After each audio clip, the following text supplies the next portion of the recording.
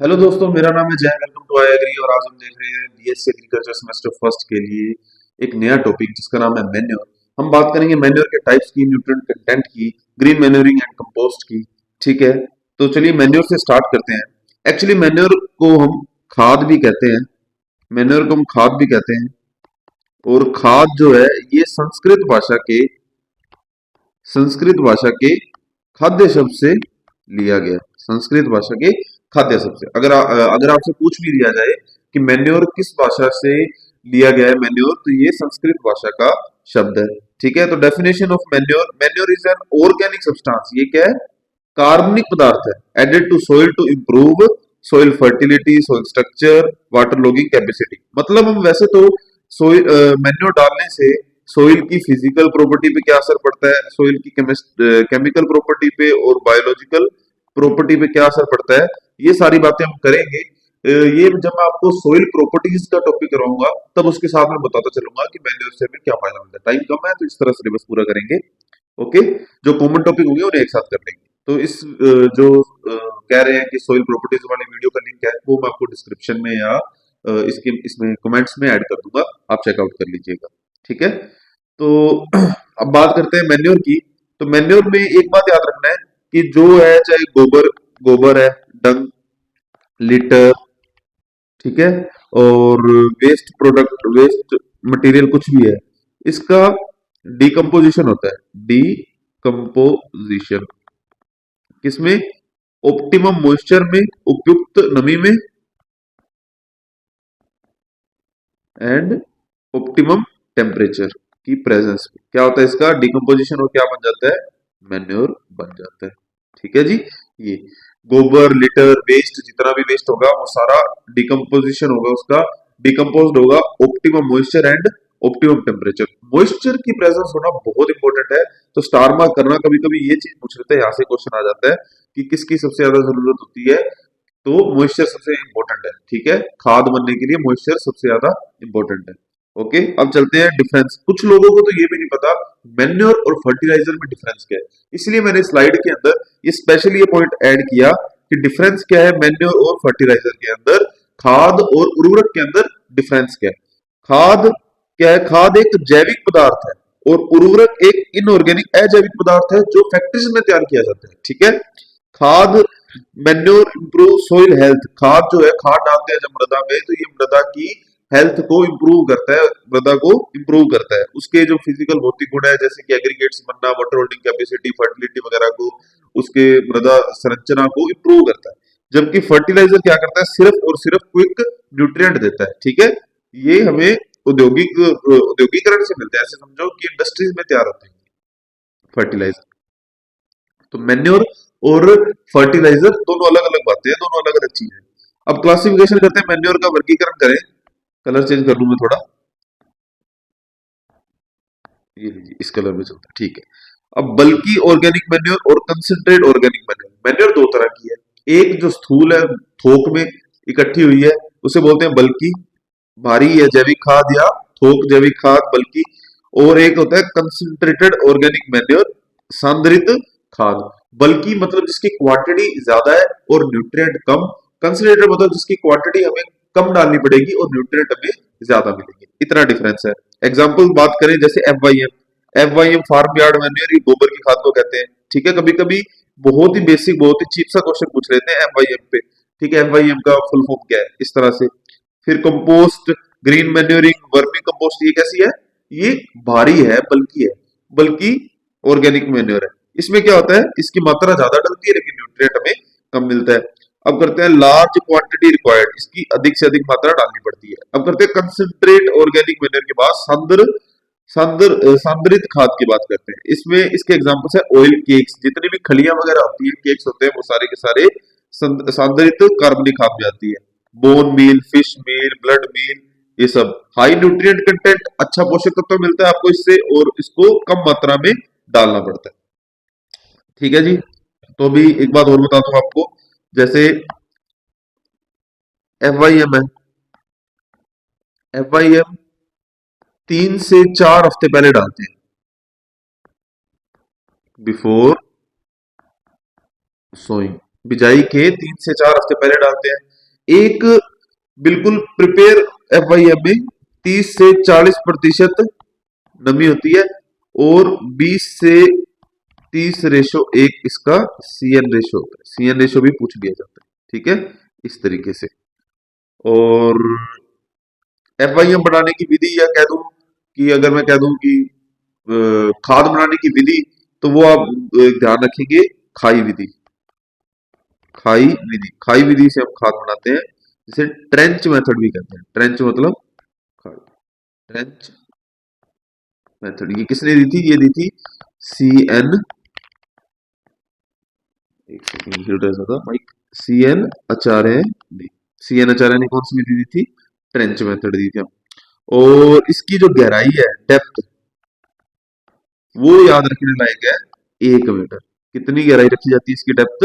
1 metre. वैसे लंबाई कह सकते हैं 6 मीटर के आसपास, चौड़ाई कह सकते हैं 1.5 से 2 मीटर की, बट इसकी डेप्थ मेंटेन रखनी होती है 1 मीटर। ये सबसे ज्यादा इंपॉर्टेंट है, जो ऑब्जेक्टिव टाइम में पूछा जाता है। डेप्थ डेप्थ पूछी जाती है खाई विधि की। ये है खाद तैयार करने की, अ, खाद तैयार करने की विधि, खाई विधि। ओके, चलिए अब आगे चलते हैं। कुछ न्यूट्रिएंट कंटेंट बताने हैं आपको। मैंने मतलब परसेंटेज बताना है कुछ, मतलब सामान्य प्रतिशत जो पूछे जाते हैं ऑब्जेक्टिव टाइप क्वेश्चंस में, ठीक है। तो हमने बात की अभी FYM की। FYM का NPK होता है 0.50, 0.25, 0.50%, ठीक है जी, ये NPK है। और अब बात करते हैं, कुछ कंपोस्ट भी होते हैं, जैसे FYM हो गया, और अर्बन कंपोस्ट, इसकी बात करें 1.5% नाइट्रोजन, 0.4% इसकी बात कर रहे हैं फॉस्फोरस की, एंड 1.5% के आसपास इसमें पोटेशियम, इस तरीके से अर्बन की। और बात करें अगर फार्म कंपोस्ट की, फार्म कंपोस्ट, इसमें अगर नाइट्रोजन की बात करूं तो इसमें नाइट्रोजन होती है 0.5%। फिर बात करते हैं पोल्ट्री मैन्योर की, इसमें नाइट्रोजन होती है 3.03%। पोल्ट्री मैन्योर को हम एलिमेंट रिच फर्टिलाइजर भी कहते हैं। रिच एलिमेंट रिच फर्टिलाइजर, हाँ फर्टिलाइजर, हाँ इसको ऐसे बोल देते हैं, एलिमेंट रिच फर्टिलाइजर, या आप मैन्योर भी लिखा सकते हैं, ठीक है। तो फर्क है इन दोनों में, बट फिर भी एलिमेंट रिच मैन्योर याद रखना, ठीक है, ज्यादा। पर अगर आपसे पूछे कभी ऐसा भी लिखा आ जाए, तो आप याद रखना पोल्ट्री के नाम से, ठीक है, पोल्ट्री मैन्योर को बोलते हैं। और नाइट सोइल 5.5% नाइट्रोजन। और वर्मी कंपोस्ट 3% नाइट्रोजन। और गोट एंड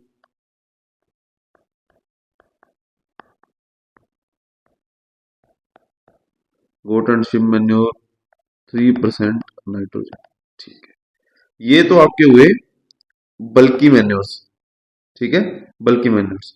अभी आपको मैं बताता हूँ कंसंट्रेटेड मैन्योर। आपके कंसंट्रेटेड मैन्योर, जैसे कि केक्स, खलियां, ग्राउंड नट सबसे इंपॉर्टेंट है, बड़ा करते हैं, ग्राउंड नट 7.2% नाइट्रोजन होता है, ठीक है, ग्राउंड नट का 7.2% नाइट्रोजन। और ग्राउंड नट के बाद सैफ फ्लोवर आता है, सैफ फ्लोवर, इसका 7.9% नाइट्रोजन है, अगर इसमें आपके लिखा हो डीकोर्टिकेटेड लिखा हो, ब्रैकेट में अगर डीकोर्टिकेटेड लिखा हो, तो इसमें 7.9% नाइट्रोजन है। अदरवाइज ग्राउंडनट ही है जिसमें केक्स में सबसे ज्यादा नाइट्रोजन। कौन सी है? ग्राउंडनट ही है जिसमें केक्स में सबसे ज्यादा नाइट्रोजन है। अगर डीकोर्टिकेटेड लिखा हो सैफ्लोवर के ब्रैकेट में, तो फिर सैफ्लोवर है। फिर आता है कॉटन, की है 6.4% नाइट्रोजन। एंड फिर आता है तिल, इसकी है 6.2% नाइट्रोजन। और मस्टर्ड इसकी है 5.2% नाइट्रोजन। और फिर आता है लाइन सीड, याद आ रहा है लाइन सीड, इसकी है 4.9% नाइट्रोजन। और कोकोनट 3% नाइट्रोजन। और ये तो है सारे कंसंट्रेट, लेकिन ये वाले एग्जांपल जो है ये है एडिबल, एडिबल केक्स, खाने योग्य खलियां। ठीक है, नॉन एडिबल्स के भी देखते हैं अब। नॉन एडिबल्स जो खाने योग्य नहीं है, जैसे कि नीम, महुआ, क्रंच, कैस्टर। ठीक है, ये ऐसे हैं जो खाने योग्य नहीं है। एडिबल और नॉन एडिबल का मतलब, एडिबल जो खाने योग्य है खलियां वो, और नॉन एडिबल मतलब जो खाने योग्य नहीं है। इतनी जो भी बताई है सारी की सारी तो खाने योग्य है, अब ये नॉन एडिबल है, जैसे कि नीम, महुआ, क्रंच और कैस्टर। चलो पहले नीम का बताता हूँ। नीम को बोलते हैं 5.3% नाइट्रोजन बताते हैं नीम का। कैस्टर का 4.5% नाइट्रोजन। और फिर महुआ और क्रंच, महुआ का 2.5 और क्रंच का 3.5% नाइट्रोजन, इस तरीके से। ठीक है, ये नाइट्रोजन के परसेंटेज सारे। तो ये हो गया एडिबल और नॉन एडिबल आपकी जो कंसेंट्रेटेड खाद या खली। ठीक है जी, अब चलते हैं ग्रीन मैन्योरिंग पे। ग्रीन मैन्योरिंग क्या है? हरी खाद। हरी खाद क्या लिखा है हरी खाद के बारे में? हरी खाद वह फसल है जिसे खेत में उगाकर वही जोत दिया जाता है। जिस खेत में उगाया उसी खेत में जोत दिया। वैसे तो वैसे हरी खाद का आप सीधा सीधा मतलब समझो कि आपने कोई पौधे उगाए और उसे खेत में इनकॉर्पोरेट कर दिया, तो उसे हम ग्रीन मैन्योरिंग बोलने लगे। कच्ची अवस्था में पौधा उगाया और कच्ची अवस्था में उसे मिट्टी में मिला दिया, जुताई करके रोन दिया उसे मिट्टी में, इसे हम ग्रीन मैन्योरिंग बोल देते हैं। ये दो तरह की होती है, एक होती है इन सितु और एक होती है एक्स सितु। इन सितु का मतलब होता है जिस खेत में उगाया पौधा उसे उसी खेत में ही रोक दिया या इनकॉर्पोरेट कर दिया, तो वो इन सितु। अगर एक मान लो किसी और खेत में जाके इनकॉर्पोरेट कर दिया, मान लो मैंने इस फील्ड में, एक फील्ड ए है उसके अंदर मैंने कोई पौधे उगाए और उसे किसी दूसरे फील्ड में जाके इनकॉर्पोरेट कर दिया, तो उसको मैं क्या बोलूंगा? उसे बोलूंगा एक्स सितु। मतलब किसी बाहर से कहीं से हम पौधे को लेके आए हैं और उसको अपने फील्ड में इनकॉर्पोरेट करें, उसे बोलते हैं एक्स सितु।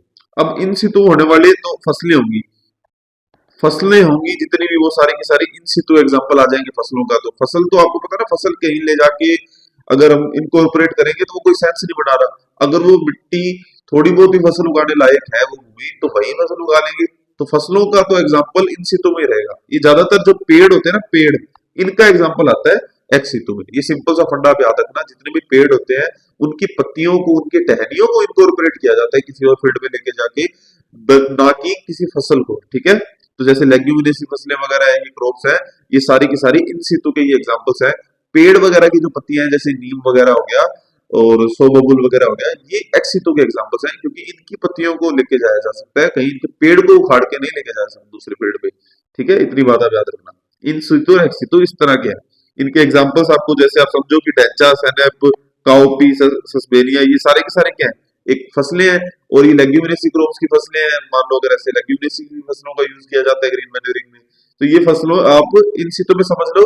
नीम, सौबुल, ये जो पेड़ है इनको आप एक्स सितु के एग्जांपल समझ लो। अब ग्रीन मैन्योरिंग का उपयोग क्या किया जाता है? वैसे तो लिख सकते हैं कि सेलाइन एंड एल्केलाइन सोइल मैनेजमेंट में, सेलाइन व एल्केलाइन सोइल मैनेजमेंट में ग्रीन मैन्योरिंग का उपयोग किया जाता है। दूसरा, अब इसमें करते क्या है? पहले तो फसलों को उगा लिया और जैसे ही वो उगी उसने एक अच्छी खासी वेजिटेटिव ग्रोथ दिखाई, शो की, तो उसको एमबी प्लाव द्वारा क्या कर देंगे? एमबी प्लाव द्वारा, मोल्ड बोर्ड प्लाव द्वारा, हल द्वारा उसको उसी खेत में इनकॉर्पोरेट कर देंगे, उससे मिला देंगे, जोत देंगे। ठीक है, और उससे हमें क्या मिलेगा? उससे हमें न्यूट्रिएंट मिलेगा, मृदा में सुधार आएगा। इस तरीके से ग्रीन मैन्योरिंग का उपयोग किया जाता है। ठीक है, एग्जाम्पल्स है ढेंचा। ढेंचा, ढेंचे का उपयोग सबसे ज्यादा पैडी में किया जाता है, क्योंकि ये वाटर लॉग्ड कंडीशन में अच्छी कहते हैं कि ग्रोथ दिखाता है। और दूसरा, ये साउथ इंडिया है जो, वहां पे इसका सबसे ज्यादा उपयोग किया जाता है। सनहेम, इसका नॉर्थ इंडिया में सबसे ज्यादा उपयोग किया जाता है। बायोमास प्रोडक्शन में सनहेम नंबर 1 है, बायोमास प्रोडक्शन में।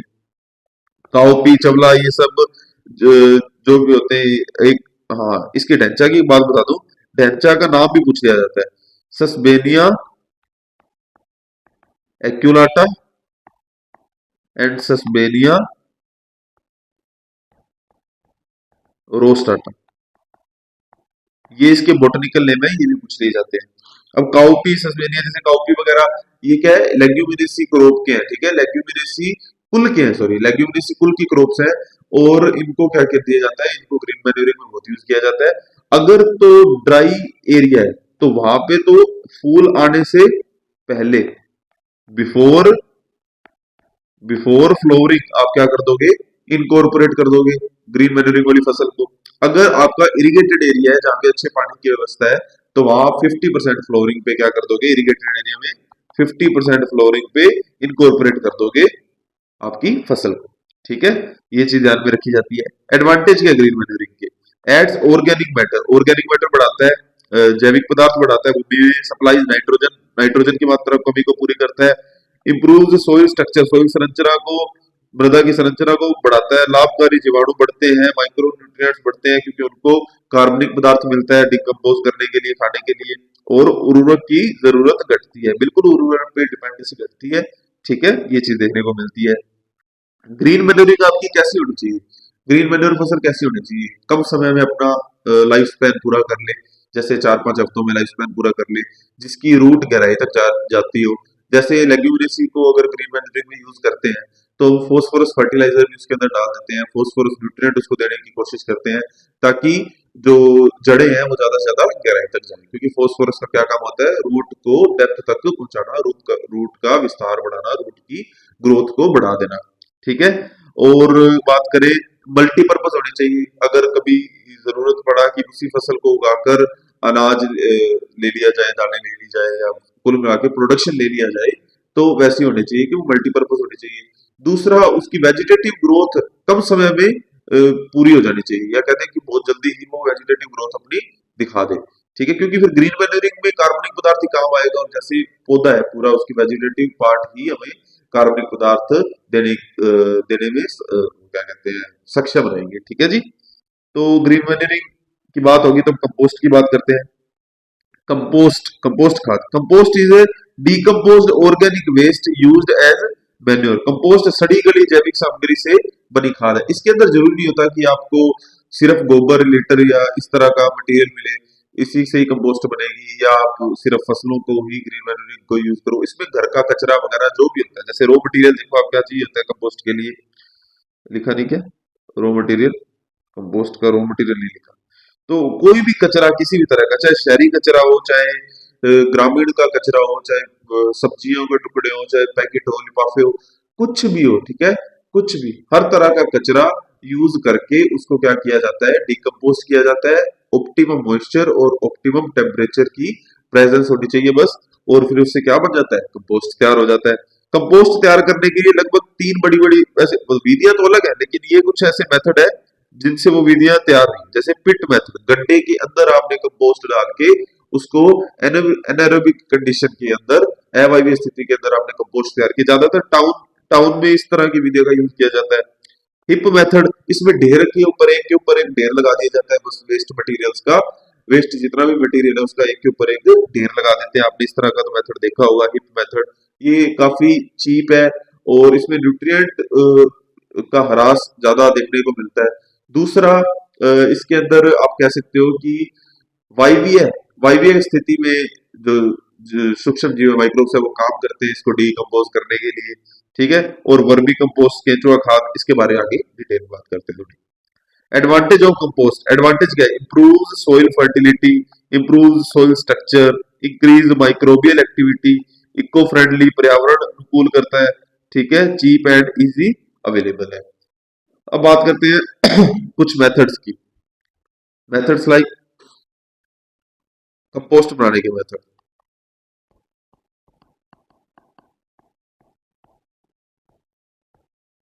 कंपोस्ट बनाने के मेथड्स। अभी इंडोर मेथड के नाम अगर हमने सुना हो, इंडोर मेथड, ये एल्बर्ट हावर्ड ने दिया था, एल्बर्ट हावर्ड। ठीक है। ये है आपका हिप मेथड, मतलब गड्ढे के अंदर, अवायवीय स्थिति में, सॉरी, हिप मेथड अवायवीय नहीं, वायवीय स्थिति में, क्योंकि इसमें ढेर लगता है ना वायवीय स्थिति में। वायवीय स्थिति कह दो या एरोबिक, एरोबिक कंडीशन। ठीक है, ये किसने दिया था? एल्बर्ट होवर्ड ने दिया था, इंदौर मेथड। ये कंपोस्ट बनाने का मेथड है। दूसरा दूसरा था हमारा बेंगलोर मेथड। बेंगलोर मेथड ये दिया था सी एन आचार्य। वैसे जो मैंने पता नहीं ऊपर बताया नहीं बताया, जो खाद बनाने का जो विधि थी ना, ट्रेंच खाई विधि, वो भी सी एन आचार्य ने दी थी, सी एन आचार्य। तो चलिए, Bangalore method C N Acharya ने दी थी। ये था आपका pit method, good for town, suitable for town. ठीक है, और ये कह सकते हैं ये था एनारोबिक मेथड।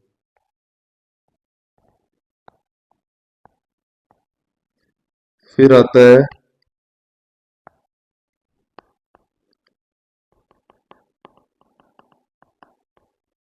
नडेप मेथड। ठीक है, इसमें क्या होता है? नडेप मेथड, NADEP, हाँ, ये दिया था महाराष्ट्र में पंडरी पांडे। महाराष्ट्र में पंडरी पांडे नाम के व्यक्ति थे, पंडरी पांडे, जिसे नाडेफ काका भी कहते हैं। नाडेफ नाडेफ काका के नाम से भी जाना जाता है, नाडेफ काका के नाम से भी जाना जाता है। पंडरी पांडे उनका नाम था, ये महाराष्ट्र के थे, इन्होंने ये मेथड दिया था। चौथा आता है एडको। ये दिया था रिचर्ड एंड हेल्चिसन, रिचर्ड एंड हल्चीसन, हल्चीसन ऐसा था, हल्चीसन। ठीक है, ऐसा सा नाम है, रिचर्ड एंड हल्चीसन ऐसा। ठीक है, इन्होंने एडको पाउडर इन्वेंट किया था, एडको पाउडर। ये क्या करते थे? जैसे आपने डेयरी लगा ली वेस्ट मटेरियल की, और उसके ऊपर एडको पाउडर छिड़क देते थे, जो इसको जल्दी से जल्दी सड़ा गला देता था, डिकम्पोज कर देता था जल्दी से जल्दी। और दूसरा, इसके अंदर न्यूट्रिएंट न्यूट्रिएंट परसेंटेज को बूस्ट करता था, बढ़ा देता था, या ऐसे कहते खुद से वो क्या करते थे, न्यूट्रिएंट को ऊपर से डाल देते थे। ठीक है, तो ये इन्होंने बताया है कि ये एडको पाउडर कैसे तैयार करते हैं, ये काफी सीक्रेट रखा हुआ है इन्होंने अभी तक, ये इसकी एक बात है। लेकिन आप ये चार मेथड ही बस पढ़ लेना, ये आपसे मेथड के क्वेश्चन आ जाते हैं, इसको डिटेल में आप पढ़ना, ठीक है, अपनी बुक से। अभी तो इतना ही बता सकते हैं। और वर्मी कंपोस्ट क्या है जी? वर्मी कंपोस्ट के बारे में यही बात कर लेते हैं। वर्मी कंपोस्ट वर्मी कंपोस्ट जो है, दो तरह के, ऐसे समझो कि इसमें अर्थवर्म्स का यूज किया जाता है, ये तो आपको पता ही है। अर्थवर्म्स को हम किसान का मित्र भी कहते हैं, फार्मर्स फ्रेंड। अर्थवर्म क्या है? फार्मर्स फ्रेंड है, किसान का मित्र है। अब अर्थवर्म का यूज करते हैं, अर्थवर्म क्या करता है? सोइल को खाता है, कार्बनिक पदार्थ को खाता है, ऑर्गेनिक मैटर, वेस्ट मटेरियल उसको खाएगा, खा के फिर उससे एक्सक्रेटा करता है, मतलब अपना वेस्ट प्रोडक्ट निकालता है, जो वो खाएगा फिर उसका वेस्ट निकालेगा, उस वेस्ट एक्सक्रेटा या कास्ट को ही हम क्या बोलते हैं? वर्मी कंपोस्ट बोलते हैं। वो ऐसे बिल्कुल दानेदार कर देगा उसे, बिल्कुल महीन दानेदार कर देगा, सूक्ष्म, जो आपकी सोइल की हेल्थ के लिए काफी अच्छा है। ठीक है, प्रिपेयर यूजिंग अर्थवर्म्स, अर्थवर्म्स का यूज करके इसको प्रिपेयर करते हैं, और कैंचो द्वारा बनती है, ऐसे कह सकते हैं। ये दो तरह के होते हैं हमारे काम, वैसे हमारे काम का एक ही होता है, एक होता है, पहले सुनो, एपिजिक, एपिजिक और एंडोजिक, दो तरह के होते हैं अर्थवर्म्स, एपिजिक और एंडोजिक। एपिजिक जो होते हैं वो सोइल सरफेस पे रहते हैं, सोइल सरफेस पे, और सोइल सरफेस पे रहते हैं, 80% तो खाते हैं ऑर्गेनिक मैटर, और 20% खाते हैं सोइल। इनका जो फूड 80% ऑर्गेनिक मैटर, 20% सोइल। और उसकी एक ये जो स्पीशीज है, इसेनिया फेटिडा, ये इसी की स्पीशीज है, एपिजिक। एंडोजिक जो होते हैं वो सब सोइल में रहते हैं, और वो खाते हैं सोइल को, सोइल ईटर होते हैं, ठीक है, उनका फूड क्या होता है? सोइल होता है, सोइल ईटर होते हैं। ठीक है, तो हमारे काम के हैं एपिजिक, और उसके भी एसेनिया पेटिडा, ये नाम आपसे पूछ लिया जाता है। और क्वेश्चन पूछते हैं, what is vermiculture? Vermiculture के बारे में पूछ लेते हैं। Vermiculture, vermiculture is rearing of earthworms, ठीक है। A rearing of earthworms is called vermiculture, मतलब केंचुओं का पालन पोषण करना है, केंचुओं का पालना ही कहलाता है वर्मी कल्चर। एक आता है वर्मी कास्ट, वर्मी कास्ट ऐसे करके, वर्मी कास्ट क्या होता है, वर्मी कास्ट शायद वर्मी कास्ट ही होते हैं ऐसे। वर्मी कास्ट क्या होता है, वर्मी कास्ट एक येलो सब्सटेंस होता है, येलो सब्सटेंस जो केंचुए एज एक्सक्रेटा की तरह ही निकालते हैं, एक येलो सब्सटेंस, और जो हम foliar application as a foliar application उसका यूज करते हैं फिर बाद में, ठीक है। एक्सक्रेटा एक्सक्रेटा की जैसे ही होता है वो, ठीक है। तो वर्मी कंपोस्ट जो है rich in NPK, improves plant growth, fast decomposition, ये चीजें आपको देखने को मिलती है वर्मी कंपोस्ट के अंदर। बाकी आपको मैंने ऊपर परसेंटेज उसके बता दिए थे, अर्बन कंपोस्ट के और फार्म कंपोस्ट वगैरह की, उसके साथ परसेंटेज वगैरह मैंने आपको और बता दिए थे कंपोस्ट होते हैं, और ये कुछ विधियां बता दी। तो इतना बहुत है मेरे ख्याल से, आपको इतना मैन्योर कराया, ठीक है। अभी फास्ट रिवीजन में इतना ही कर सकते हैं, बाकी आप और डिटेल में पढ़ना चाहो तो अपनी बुक से पढ़ सकते हो। तो आज के लिए बस इतना ही, अगली वीडियो देखने के लिए हमें सब्सक्राइब कर लीजिए। हम लोग क्वालिटी बिलीव रखते हैं। नेक्स्ट वीडियो मिलते हैं। Thanks for watching, bye bye guys.